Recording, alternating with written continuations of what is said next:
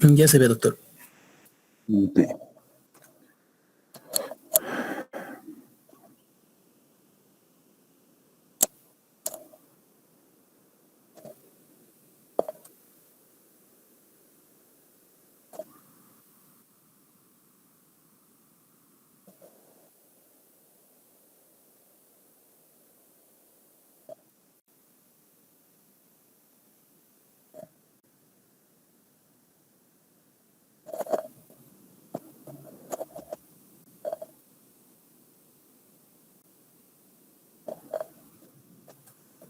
Muy bien.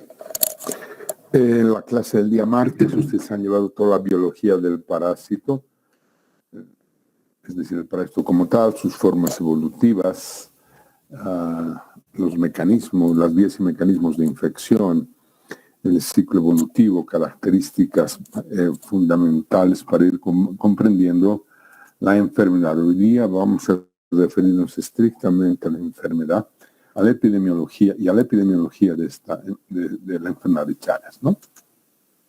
Siempre un homenaje a dos personas que consideramos muy importantes. El primero es el doctor Carlos Chagas, que fue el investigador que no solo descubre al parásito, lo describe, define además los mecanismos de infección y da las primeras pautas sobre la enfermedad. Muy pocos en el mundo han logrado un trabajo completo cuando descubren una enfermedad.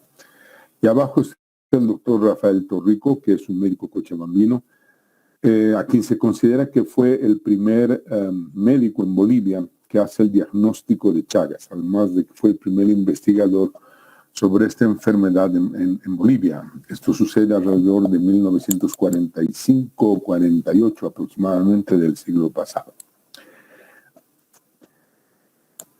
A la hora de comprender la importancia de esta enfermedad en Bolivia, pues sabemos que Bolivia es el país que tiene la mayor prevalencia de enfermedad de Chagas a nivel mundial. Y si bien antes esta era una enfermedad considerada estrictamente del continente latinoamericano, hoy sabemos que no, esta enfermedad se ha difundido a otros países por la gran migración. Obviamente que también por ser el país donde hay mayor número de pacientes infectados, en este estudio que está en inglés, que fue publicado en 2017, la traducción la hemos realizado para que para ustedes sea más sencillo, investigaron 1.244 embarazadas de la América Latina, en España, y se encontraron 40 de ellas que estaban, que habían dado positivas, ¿no? Y de esas 40, el 85% eran mujeres que provenían de Bolivia. ¿Qué quiere decir esto?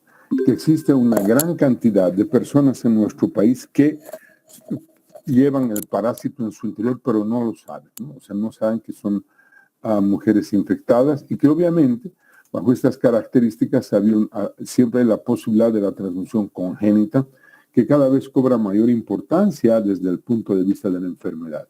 Este dato nos demuestra la necesidad, por ejemplo, de que todas las mujeres en Bolivia, todas, absolutamente todas, deberían realizarse un test de ELISA para ver cómo están desde el punto de vista de la condición de la enfermedad. Se llaman estudios de cero prevalencia. Así muy igual que en toxoplasma, ¿no? Algo similar. También en Bolivia, aquí en Bolivia se deberían realizar estudios de esa naturaleza para que todas las mujeres sepan mucho antes del embarazo si corren el riesgo de, en algún caso, poder transmitir la enfermedad al producto del embarazo. El otro mecanismo importante en Bolivia son las transfusiones sanguíneas. De hecho, en este estudio que se hizo ya hace algunos años, las columnas amarillas significan la cantidad de sangre que es investigada para demostrar la presencia del Trypanosoma cruzi. Por ejemplo, en la Argentina, del 100% de las transfusiones de sangre, o sea, antes de realizar la transfusión de sangre, el 5% tenían al Trypanosoma cruzi en la sangre a donar. Y así todos los países. Vemos Bolivia siempre en el sentido inverso, ¿no? Del 20% de transfusiones que se realizan, el 50% están contaminadas. Obviamente en los últimos años esto se ha modificado de manera importante, pero no hay que olvidar, por lo tanto, que habiendo tantas personas que llevan el parásito en su organismo y que no lo saben, pues hay un gran riesgo en las transfusiones que se realizan sin los análisis previos de poder transmitir el parásito de persona a persona. Por lo tanto, no solo es el mecanismo vectorial que ustedes han estudiado en la anterior clase, sino viene el mecanismo congénito y el mecanismo de la transfusión sanguínea. O sea, digamos, 3 formas como el Chagas puede transmitirse en nuestro país. Ahora bien, una vez que el parásito ingresa a nuestro organismo, hay factores del parásito y factores del hospedero que intervienen para que los tripomastigotes metacíclicos inicialmente puedan ingresar a las células y posteriormente los tripomastigotes sanguíneos o circulantes. ¿De qué depende la gravedad? ¿De qué depende que la enfermedad sea importante?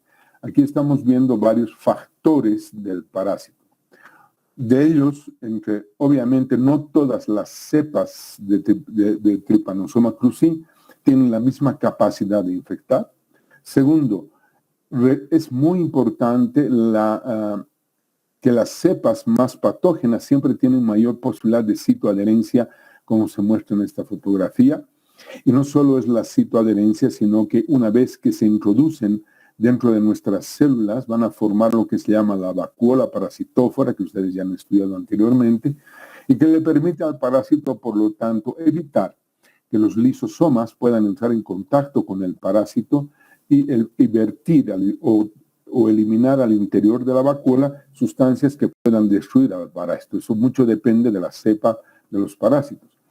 También dependerá del tipo de parásito. Ustedes han estudiado las 6 variantes que hay del Trypanosoma cruzi, y también depende de los tropismos, es decir, cuál es la capacidad del Trypanosoma cruzi de tener preferencia por determinados tejidos. Por ejemplo, en Bolivia, las cepas predominantes tienen una preferencia por el corazón, por el miocardio, mientras que en otros países hay una preferencia. En el Brasil, por ejemplo, hay lugares del Brasil donde la preferencia es por el intestino grueso.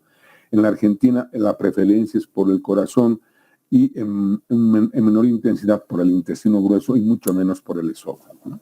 Ahora, ¿de qué depende también que las personas puedan infectarse y tener cuadros importantes de la enfermedad?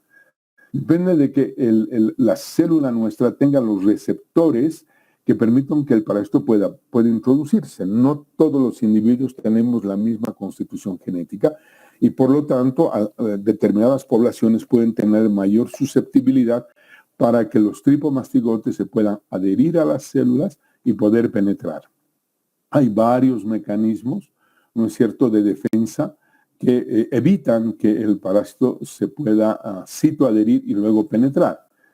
También depende de la reacción inflamatoria que se puede producir ante la presencia del parásito para eliminarlo, depende de la respuesta inmunológica de cada individuo, y también depende si la persona que está siendo infectada o que se ha infectado antes y ahora tenga otras patologías. Por ejemplo, que el individuo tenga problemas inmunológicos como el VIH, en los cuales es hay una gran probabilidad que el Trypanosoma cruzi pueda reactivarse rápidamente y poder generar un cuadro infeccioso. Entonces, no olvidar que hay factores del parásito y del hospedero que deben ser compatibles para que se produzca la infección.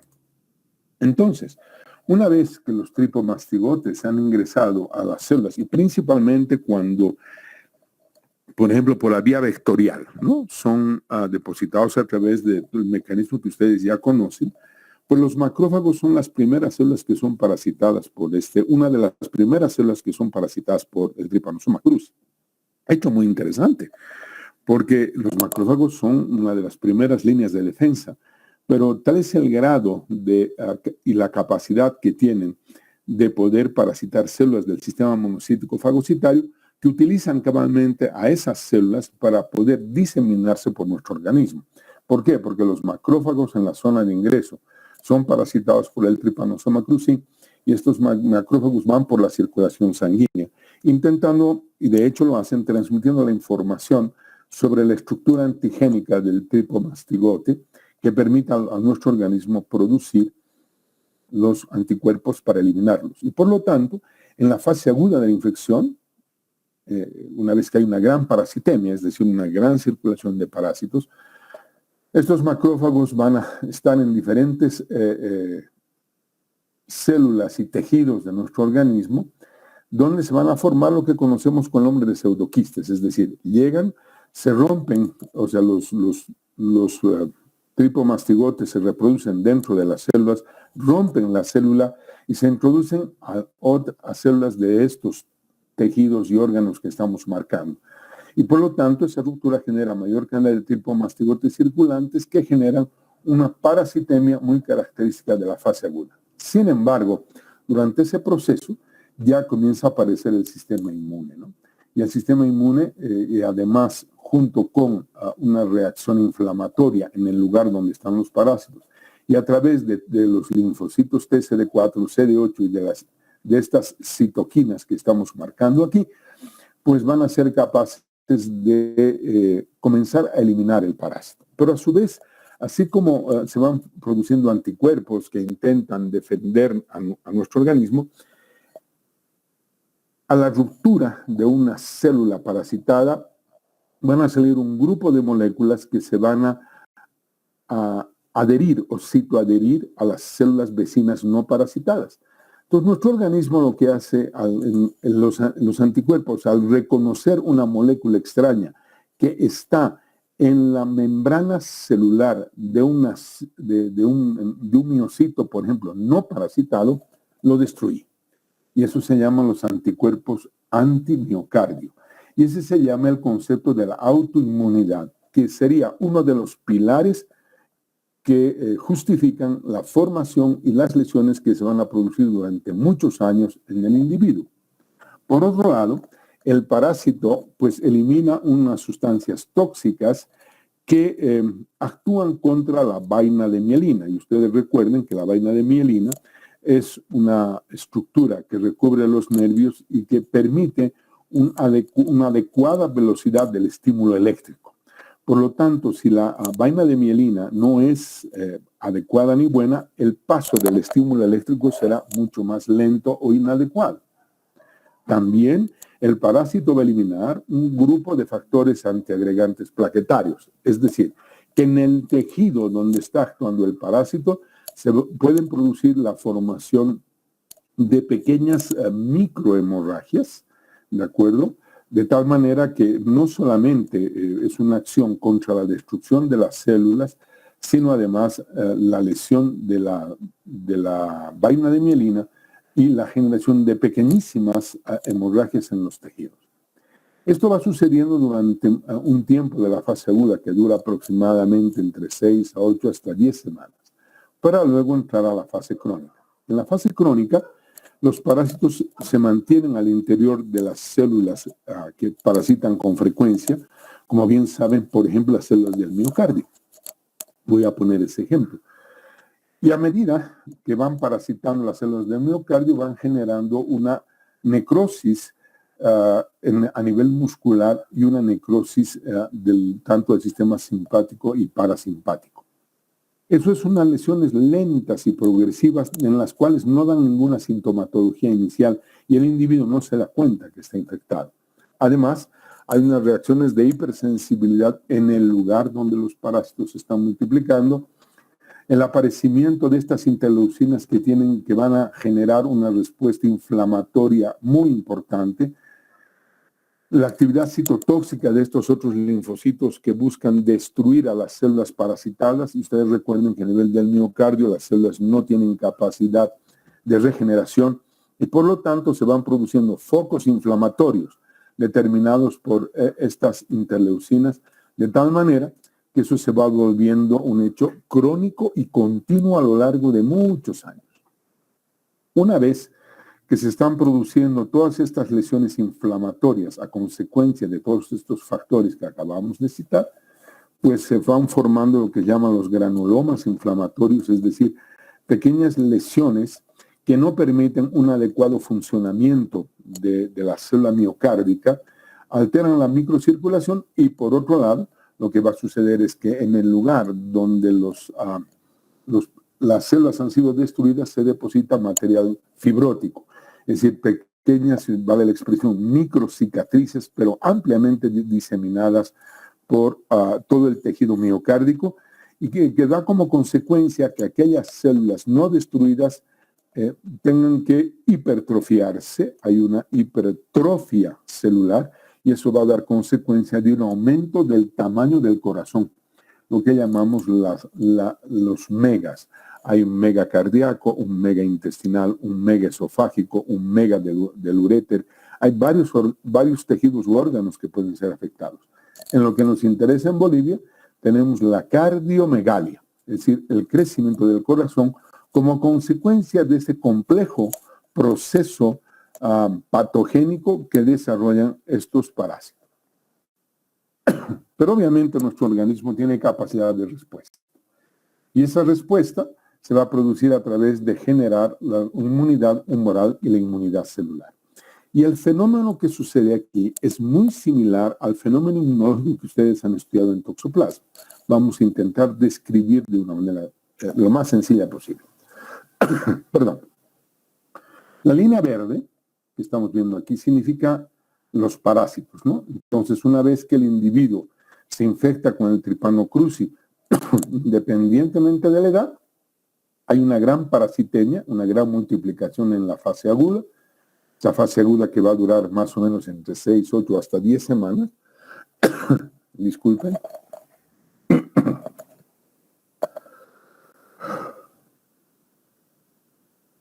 Y ese número de parásitos va a ir disminuyendo con el paso de los años, pero nunca va a llegar a cero. ¿Por qué?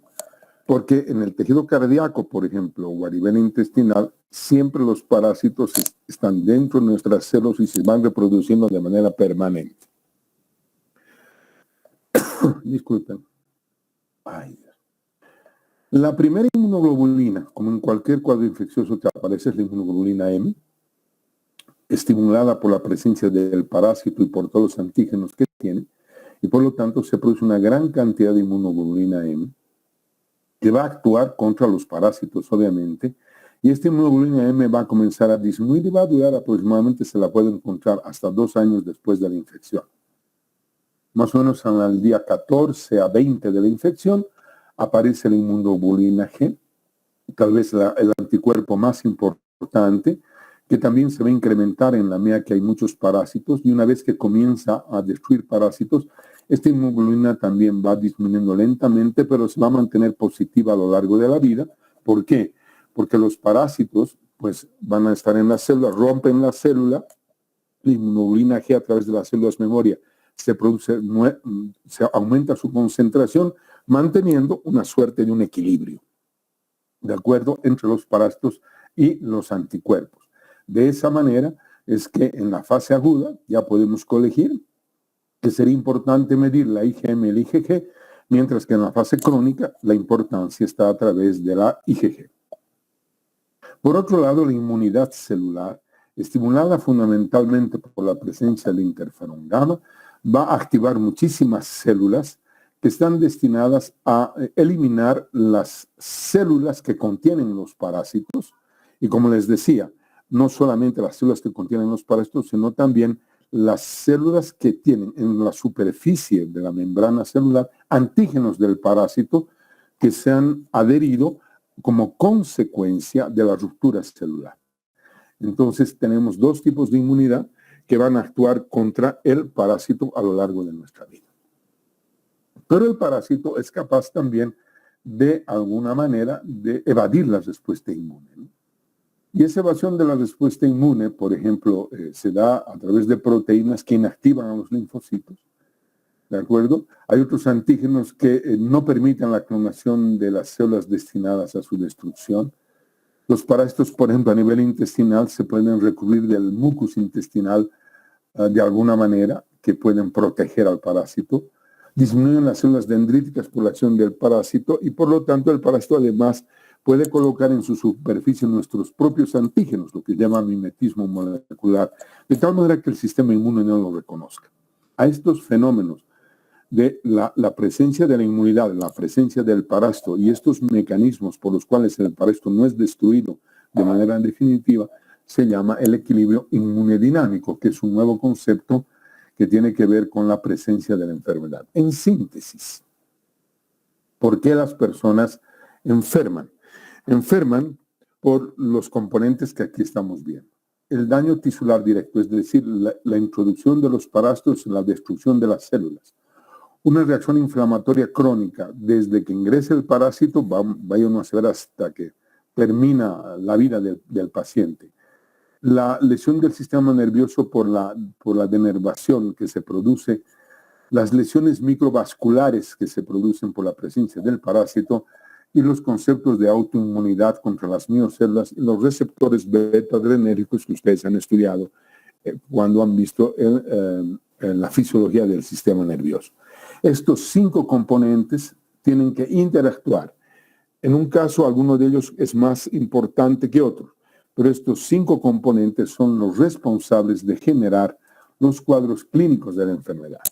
En los cuadros clínicos de la enfermedad los vamos a dividir en 2 grandes. La fase aguda de la infección, que tiene también varias formas de presentación, como una forma asintomática. Muchos pacientes no necesariamente van a demostrar la presencia del parásito, pero que, y pueden llegar hasta formas graves en niños menores de 5 años, en los cuales pueden producir una miocarditis y la muerte rápida o una meningoencefalitis.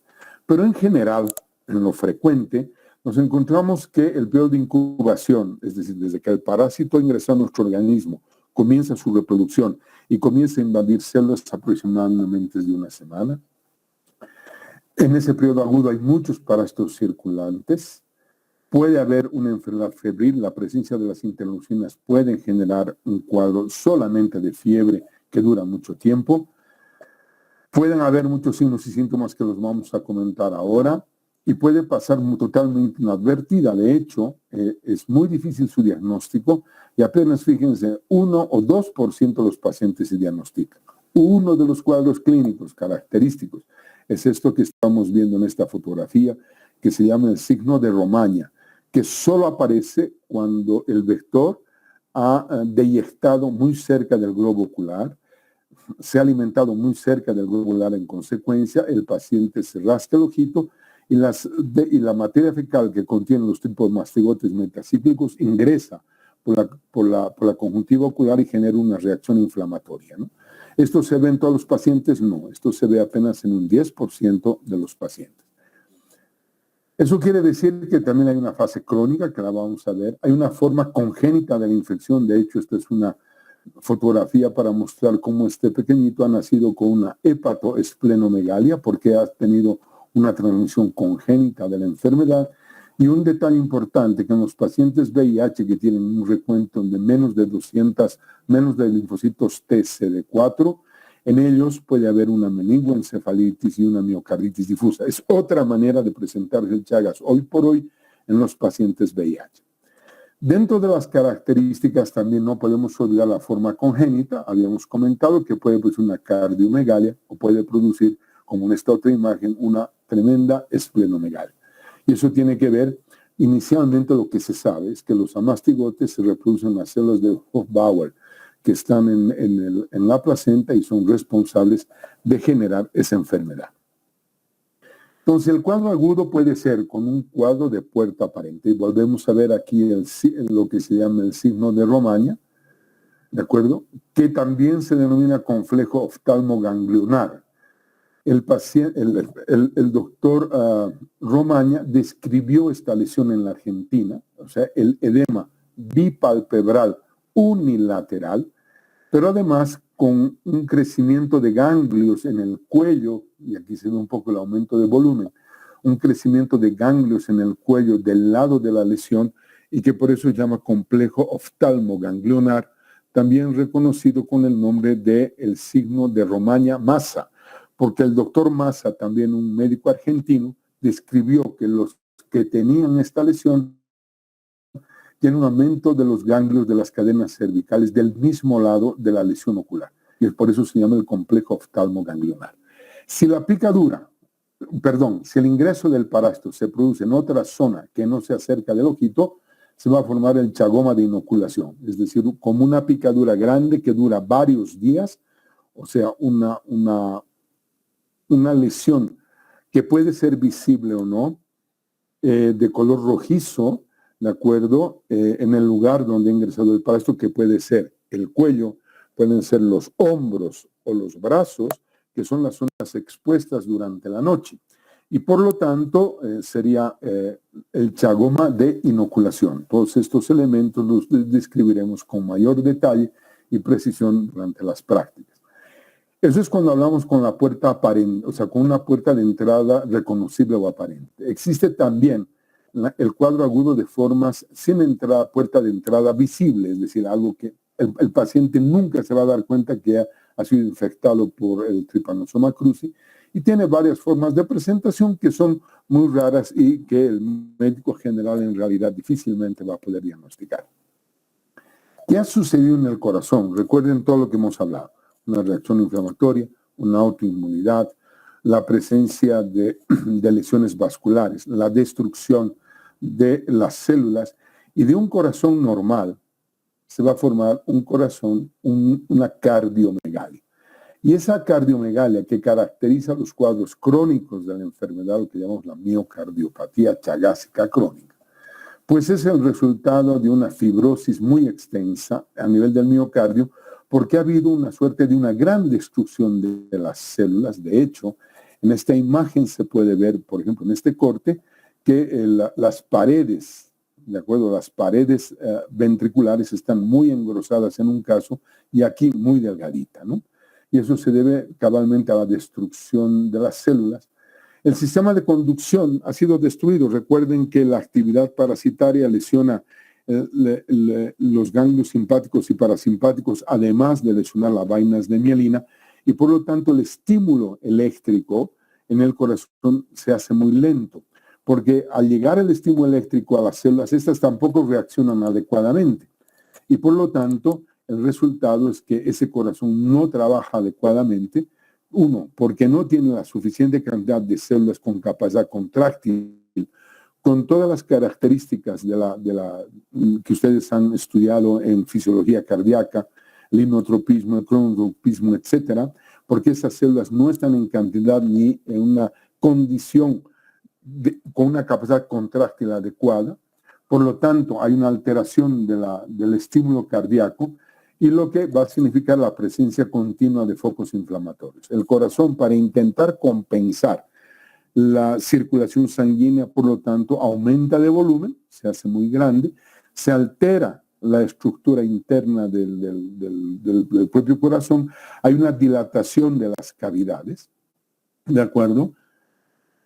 Se produce una gran, lo que llama el aneurisma de punto, un adelgazamiento muy importante de la pared ventricular, y como este corazón no tiene la misma capacidad contráctil, por lo tanto, cuando se realiza la sístole cardíaca, parte de la sangre que debiera salir, que debiera vaciar las cavidades cardíacas, pero el corazón, al no tener esa capacidad contráctil, pues el resultado que pueden quedar pequeñísimas cantidades de sangre dentro del corazón, entre lo que significan estas trabéculas determinadas por los músculos pectinos y las cuerdas tendinosas, y formarse al interior del corazón pequeños coágulos, pequeños trombos dentro del corazón, lo que va a repercutir después en otro tipo de manifestaciones clínicas.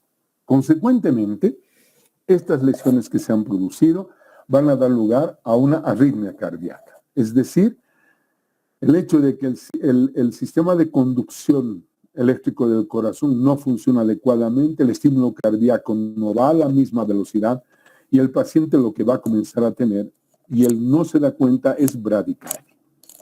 La bradicardia, por lo tanto, es una manifestación clínica del Chagas inicial, y en nuestra opinión, y en la opinión de los cardiólogos, todo paciente con bradicardia, con uno de los primeros diagnósticos que debe establecer el médico, es la enfermedad de Chagas, la miocardiopatía chagásica. Esto quiere decir que el médico general, cuando está realizando una auscultación cardíaca, cuando está realizando el examen físico del tórax, y si él encuentra que hay una bradicardia, debe pensar en la probabilidad de que sea un paciente chagásico. Por otro lado, ese corazón va a ser insuficiente, es decir, no va a tener la misma capacidad contráctil por un lado, y las válvulas cardíacas no van a poder cerrarse adecuadamente, porque evidentemente al haber una dilatación del corazón, los orificios valvulares también se han dilatado. Y sabemos bien que las válvulas son tejido fibrótico. Y por lo tanto, al no poder taponar adecuadamente durante la sístole cardíaca los orificios auriculoventriculares, hay una insuficiencia valvular. Hay una insuficiencia del miocardio para la contracción la contracción miocárdica es insuficiente, y es insuficiente el taponamiento de los orificios auriculoventriculares, y por lo tanto eso se denomina una insuficiencia cardíaca.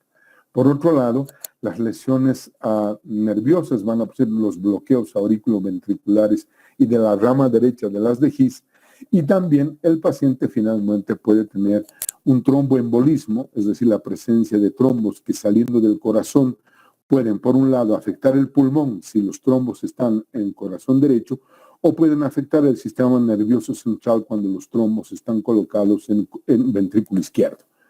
¿De acuerdo? O sea, fíjense que entonces el cuadro de Chagas es un cuadro muy complejo y que tiene muchas características.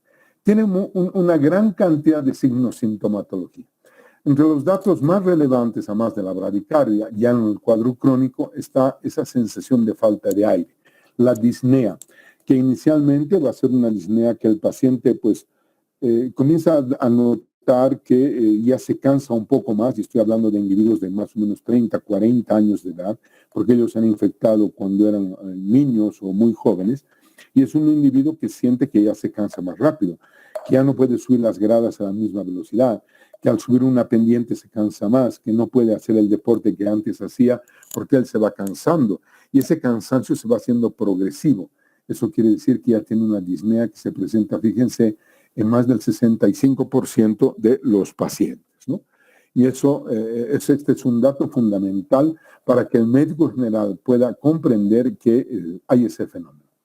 El segundo dato son de las palpitaciones. Es el hecho de que el paciente llegue y dice, ¿sabe qué, doctor? Siento que mi corazón se quiere salir. Y no es que se quiere salir, sino que la contracción cardíaca es tan intensa y tan fuerte para lograr compensar las lesiones cardíacas que realmente, inclusive en algunos casos, se puede ver a través del tórax en pacientes que son delgados el latido cardíaco. Eso se llaman las palpitaciones, que el paciente las va a sentir además. Y luego viene ya cuando se está auscultando las extrasístoles, ¿no? Es decir, de un latido regular va a aparecer un extrasístole que se debe cabalmente a la destrucción del estímulo nervioso a nivel cardíaco. Y así sucesivamente pueden haber muchísimos otros síntomas que ustedes están viendo aquí en la fase crónica. Un detalle importante es que el médico general tiene que aprender a leer un electrocardiograma. Sabemos que esto es muy complejo de leer, pero hay algo que ojalá nunca se olviden. Ustedes han hecho electrocardiografía en fisiología, o si no han hecho, harán cuando lleven fisiología del corazón. Y hay un dato importante nada más, el contar cuadraditos, ¿no? La distancia entre esta onda cardíaca y esta con esta es menor. Eso quiere decir que hay una arritmia cardíaca, facilito. Y eso es lo que el médico general tiene que aprender a leer mínimamente en un electrocardiograma. Estas lesiones, además, con el paso del tiempo, se van a traducir en el crecimiento cardíaco.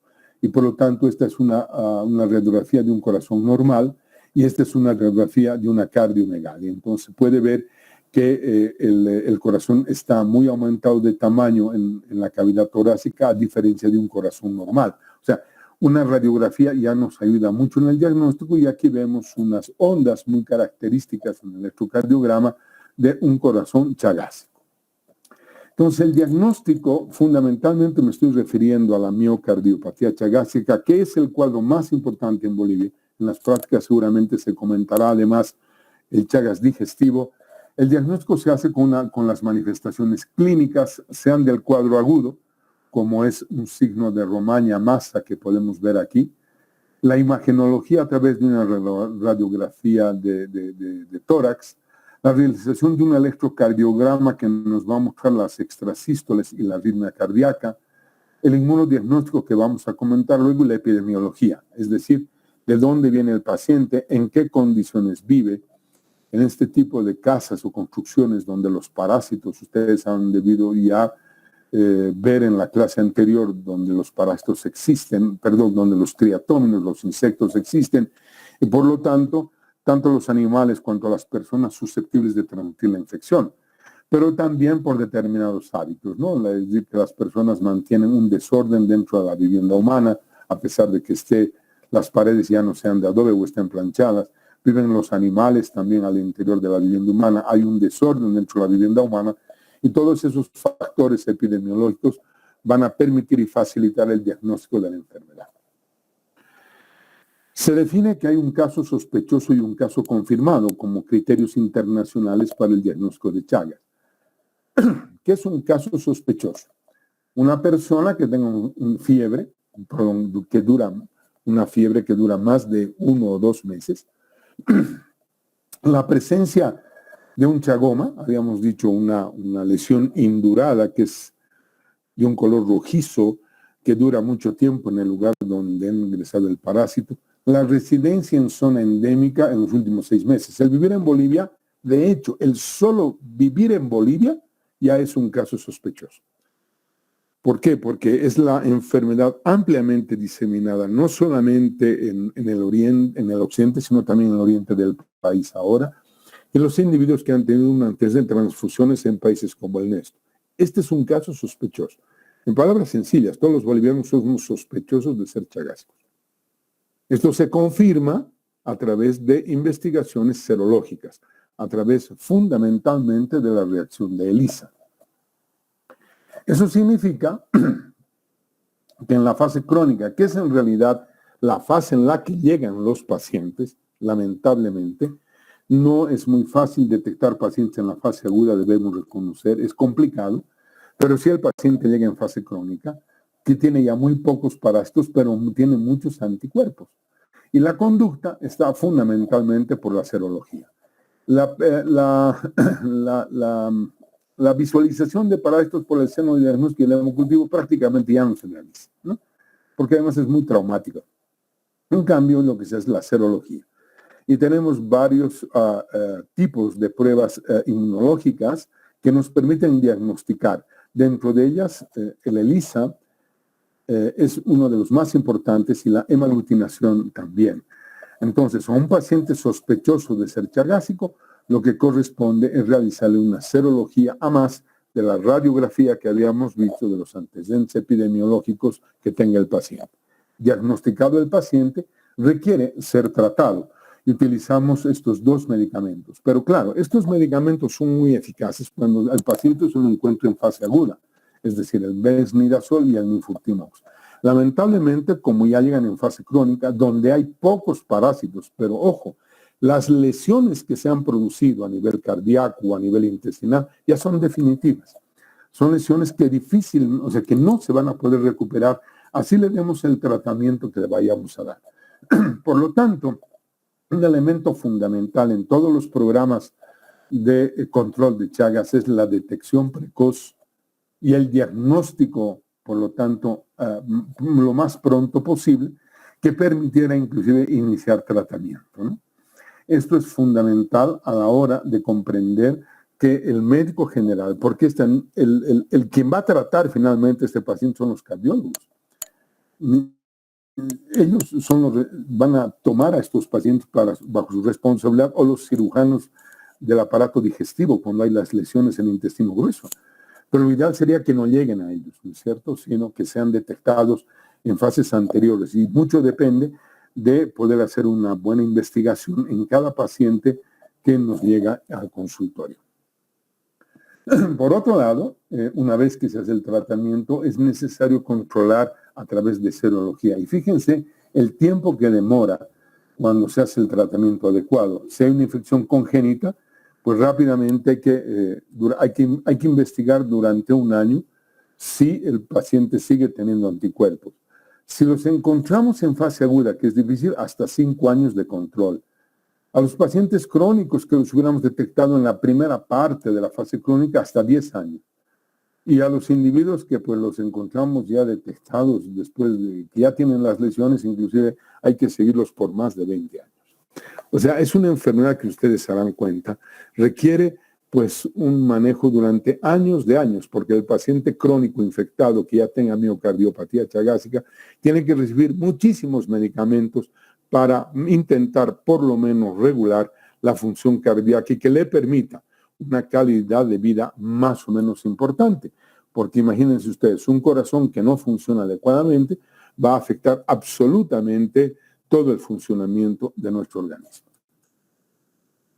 La epidemiología es de lo más interesante, vamos a intentar resumirla porque es también muy amplia y solo hablaremos de algunos aspectos en esta clase que seguramente en las clases teóricas, en las clases prácticas se van a ampliar.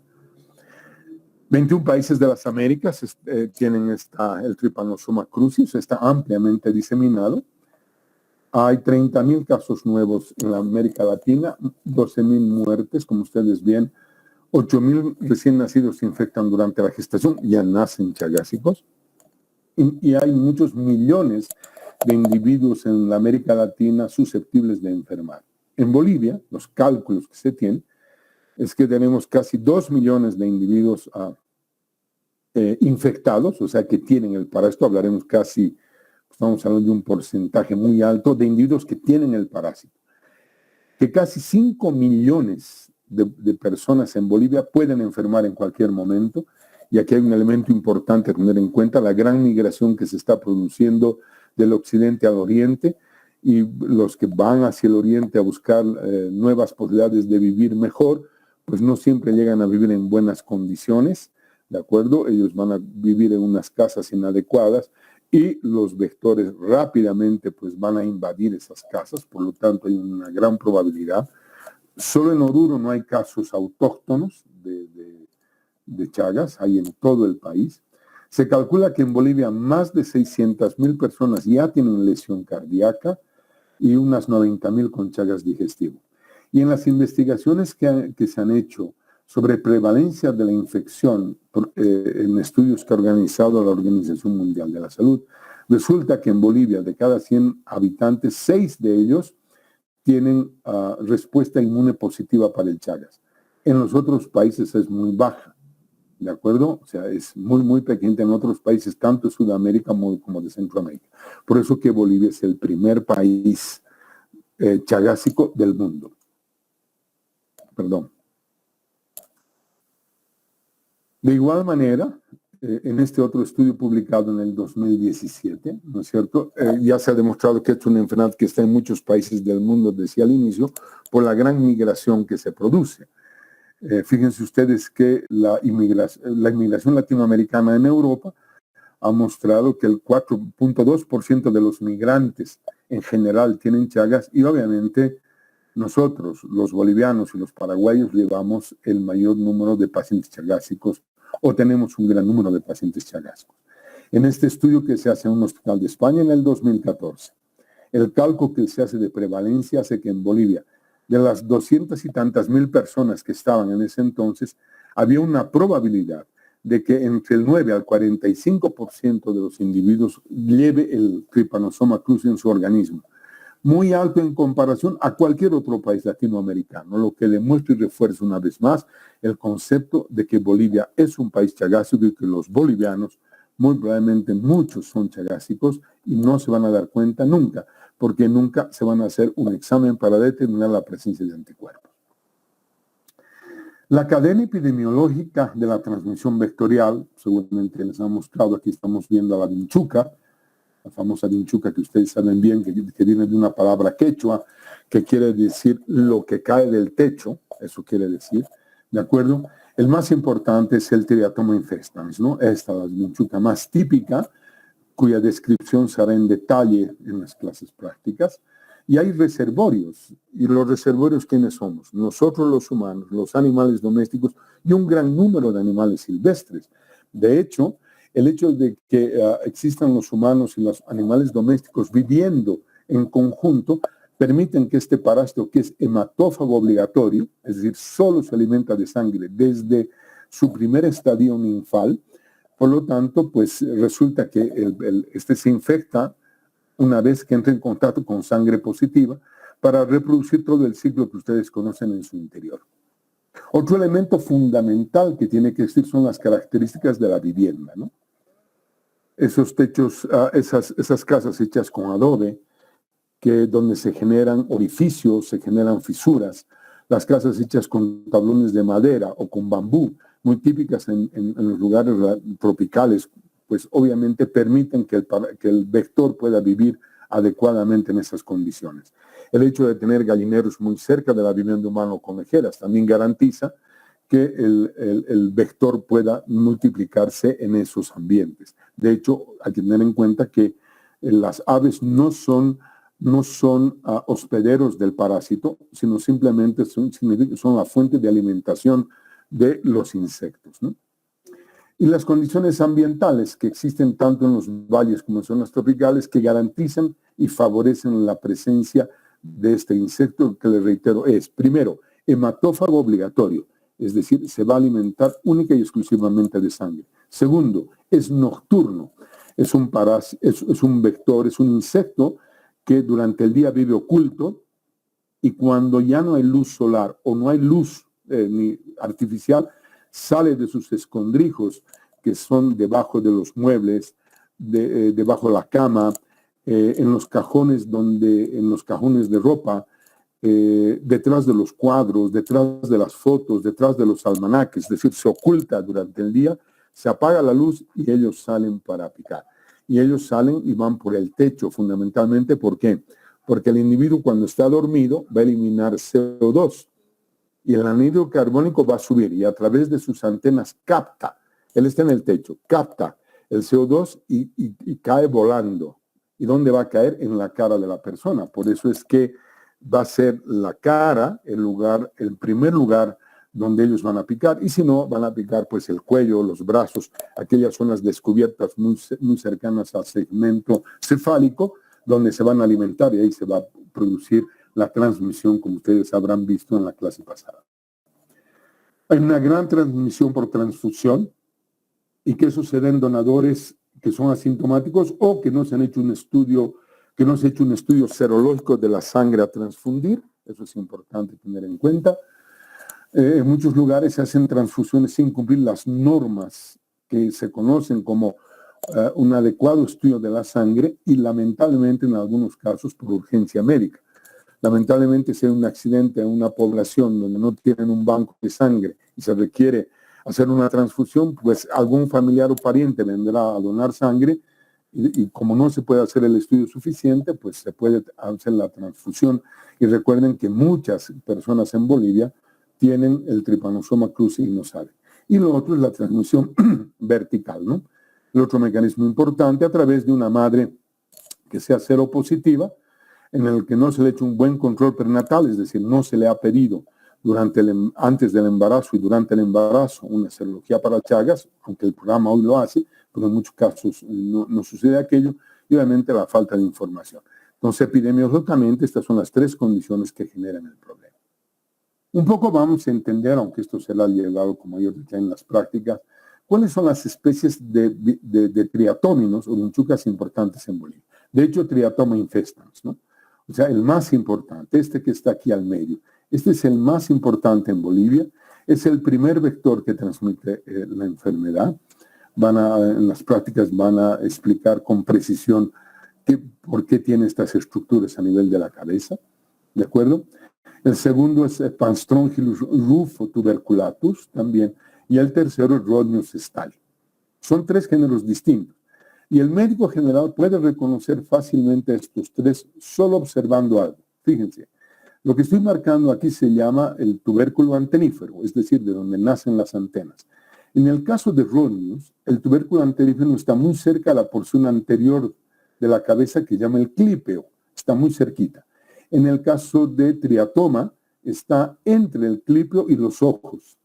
Y en el caso de Panstrongylus, el tubérculo antenífero está muy cerca de los ojos. Esto se ve porque estos insectos son muy grandes, ¿de acuerdo?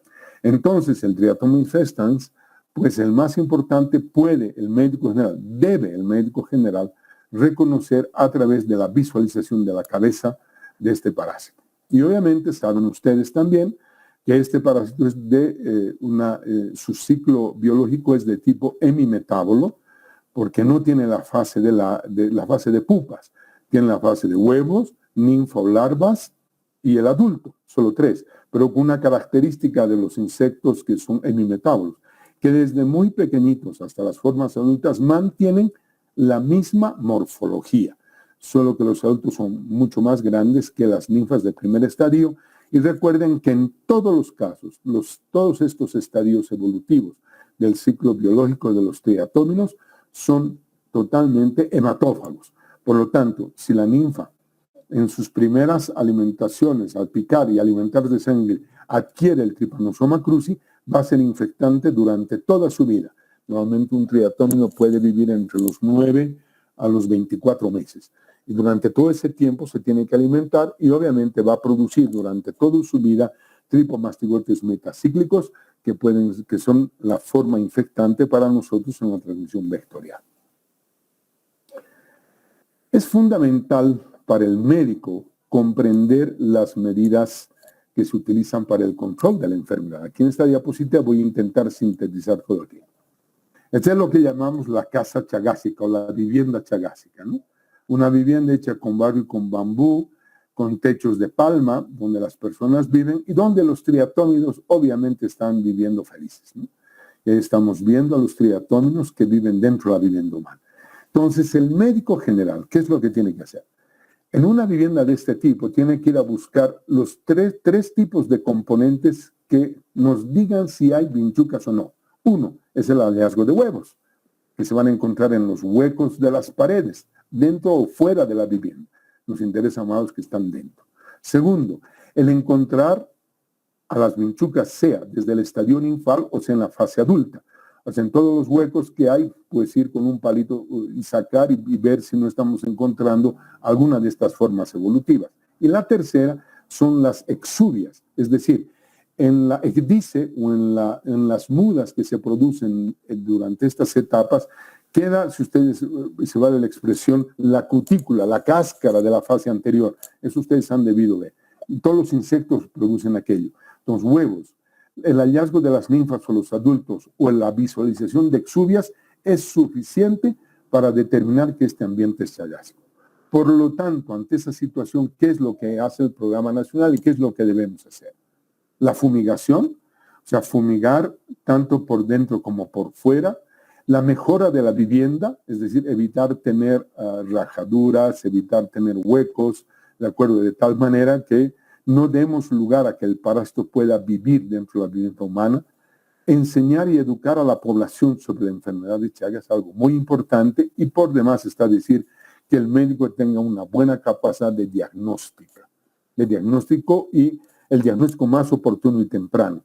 Y significa, por lo tanto, que además de una vivienda de este tipo, ojalá en las zonas chagásicas hubiera una vivienda de esta otra naturaleza, ¿verdad? O sea, con techos que no sean de palma, con paredes planchadas, normalmente pintadas de blanco para poder ver a las vinchucas si es que existen todavía, lo que significa que la mejora de la vivienda, la fumigación, la detección precoz, son elementos fundamentales para el control de la enfermedad y pasar de una situación de esta a esta otra. En el año 2016 hay una publicación que la consideramos entre las más importantes, se llama la Coalición Global de la Enfermedad de Chagas y que en Bolivia, estoy hablando para Bolivia, el informe dice que si no mejoramos todas las posibilidades, tal vez podríamos controlar la enfermedad en 300 años. Es decir, se requiere un gran esfuerzo, sin duda alguna, que se ha mejorado notablemente en los últimos 20 años. La situación de casas chagásicas ha bajado muchísimo. Hay un buen trabajo de fumigación y por lo tanto, pues se va por buen camino, pero de una manera muy lenta. ¿Y qué se dijo el 2016? Que para el 2020, para el año pasado, el 100% de los recién nacidos deberían ser diagnosticados y tratados, que el 100% de los menores de 18 años debiera ser tratado y que el tratamiento de los adultos suba en 10 veces más de lo que había el 2016. Sin duda alguna que esto tampoco hemos cumplido, se ha cumplido y seguiremos durante probablemente algunos años más o muchos años más siendo el principal país chagásicos del mundo. El último documento que está vigente es esta guía, que ustedes la pueden bajar en el internet. Es una guía gratuita que ha sido publicada por la Organización Panamericana de la Salud, donde el diagnóstico y el tratamiento de la enfermedad de Chagas se trata con mucho detalle. Este es un documento que yo siempre recomiendo que los alumnos de medicina y mucho más los internos y los médicos generales puedan tenerlo a mano. Tengo entendido de que este documento ha llegado al Ministerio de Salud, pero tengo entendido también que está almacenado en grandes cantidades, que no se lo ha distribuido como debiera distribuirse a todos los servicios de salud. Entonces, como no podemos esperar aquello, yo les sugiero a los alumnos que este documento lo puedan bajar del internet, es gratuito, y que puedan tener este documento a lo largo de su vida mientras trabajen en este país, que es el país más chagásico. Ahí está mostrando la distribución de la infección en Bolivia. Nos está mostrando, ¿no es cierto?, las grandes áreas que existen, pero ahora esto rojito también hay que incorporar en regiones del oriente, habida cuenta que se está dando una gran transmisión por vía oral, en la medida que los frutos que ahora se han comenzado a encontrar como muy buenos, el azaí, por ejemplo, ¿no?, y otro tipo de productos, pues en esos productos se encuentran deyecciones de los vectores, y el consumo de los jugos de estas frutas pues se han convertido hoy en un nuevo mecanismo de infección, fundamentalmente en las zonas tropicales. Y finalmente se ha determinado que en el año 2011 la Organización Panamericana de la Salud hizo un documento en el que demostraba que se necesitan 21 millones de dólares para realizar una adecuada prevención, mejorando la vivienda, mejorando nuestros hospitales. Ahí vemos nuestro hospital general, donde todavía es muy antiguo, los pacientes están maltratados, con un hacinamiento importante, y que necesitaban 21 millones de dólares. Pero en nuestro país a veces hay otras prioridades, y se ha construido este palacio que ha costado 41 millones de dólares. ¿De acuerdo? Y nosotros en Bolivia necesitamos 21 millones de dólares para realizar el control de la enfermedad. Esas son las grandes diferencias, esas son las grandes visiones que se tienen muchas veces de una enfermedad que, ojo, afecta a los más pobres, porque la enfermedad de Chagas es y está demostrada una enfermedad de la pobreza. Y quiero terminar esta charla con la lectura de este texto, que es muy cortito, y dice: el desconocimiento de los profesionales de la salud acerca de la enfermedad de Chagas es un factor de riesgo, porque malogra la prevención, dificulta el diagnóstico y frustra la posibilidad de una adecuada terapéutica. ¿Qué nos dicen palabras sencillas? Que el médico que no entienda en Bolivia que la enfermedad de Chagas, y en Latinoamérica la enfermedad de Chagas es muy importante, se convierte en algo que más bien no permite el diagnóstico temprano, el tratamiento adecuado, y que por lo tanto es un verdadero factor de riesgo. Esto significa que el médico, la enfermera, debe ser un personal de calidad, que significa con conocimiento de la enfermedad de Chagas lo más preciso posible. Les agradezco su atención. Si hubiera alguna pregunta,